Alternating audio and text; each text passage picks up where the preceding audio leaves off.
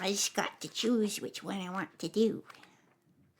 Did we read Fairy Ointment? I don't remember if we did. Fairy Ointment. I lost the page. Fairy Ointment. Okay. Is that Pierino the Pocket Mousey with another Welsh fairy tale? This one is called Fairy Ointment. The old couple who lived at the Garth Dorwen went to Carnarvon to hire a servant maid at the All Hallows Fair.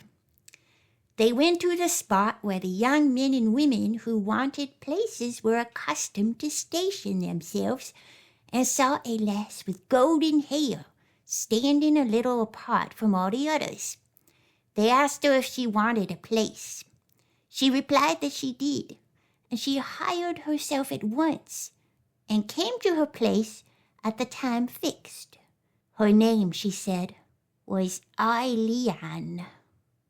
In those days it was customary to spin after supper during the long winter months.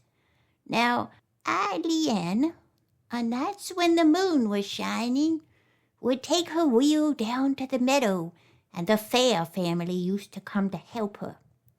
On these occasions an enormous amount of spinning was done, and great was the joy of the old couple at having secured such a maid-servant. But their fortune was too good to last. In the spring, when the days grew long, Eilean disappeared.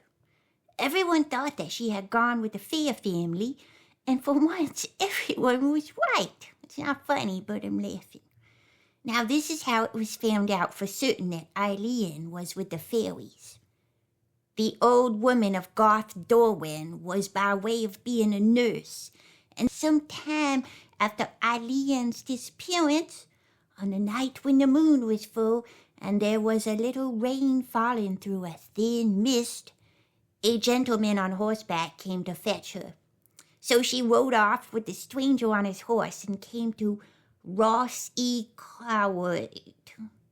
The two dismounted and entered a great cave, and through a door at the far end of it passed into a bedchamber where a lady lay in her bed.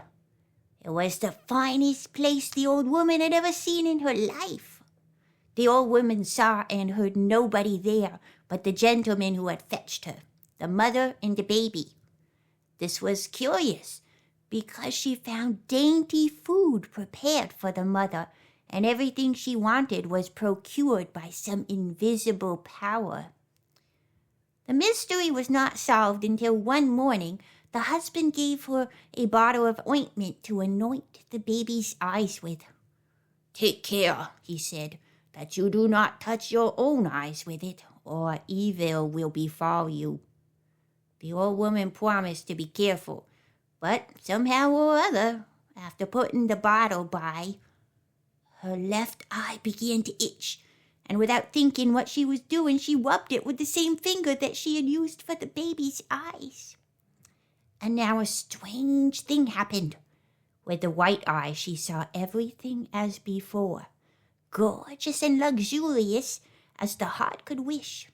But with the left eye she saw a damp, miserable cave, and lying on some rushes and withered ferns, with big stones all around her, was her former servant girl, Eilean. In the course of the day she saw a great deal more.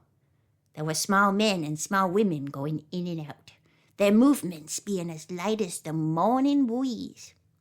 They prepared dainties with the utmost skill and rapidity, and served Eilean with a kindness and affection that was truly remarkable. In the evening the old woman said, "You have had a great many visitors today, Eilean." "Yes," was the reply. "But how do you know me?" Then the old woman explained that she had accidentally rubbed her left eye with the baby's ointment. "Take care that my husband does not find out that you recognize me," said Eilean, and she told the old woman her story. She had been helped with her spinning by the fairies on condition that she married one of them. I never meant to carry out the agreement, she added, and I used to draw a knife whenever they pestered me too much about it on the meadow. That made them vanish immediately, and for fear they should carry me off when I was asleep, I placed a long stick of mountain ash regularly across my bed, for no fairy dares touch or cross a branch of the rowan tree. That kept me safe so long that I grew careless, and the day we sheared the sheep, I was so tired that I forgot to protect my bed. That very night I was whisked off to fairyland. The old woman was very cautious after Eileen's warning, and gave the fairy husband no inkling that her left eye had any different power of vision from the right. Her time came to an end without mishap, and she was taken home on horseback just as she had come, and she was given a fine sum of money for her services. Some time after the old woman was late in getting to market.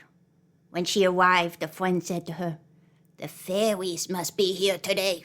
The noise is swelling and prices are rising." Sure enough, the fairies were there, but they were invisible to all eyes except the old woman's left eye. She saw Eileen's husband stealing something from a stall close by her. She went up to him and, forgetting the warning, said, "Good morning, master. How is Eileen?" "She's quite well," replied the fairy. "But with what eye do you see me?" "With this," said the old woman, pointing to her left. The fairy immediately put out her eye with a bulrush, and her right eye had to do the work of two all the rest of her life. The end. Now, if somebody can explain this Welsh fairy tale to me and what my lesson is that I'm supposed to learn, please comment below. Thank you. See you later. Bye. Or say good night in Welsh. No star. No star.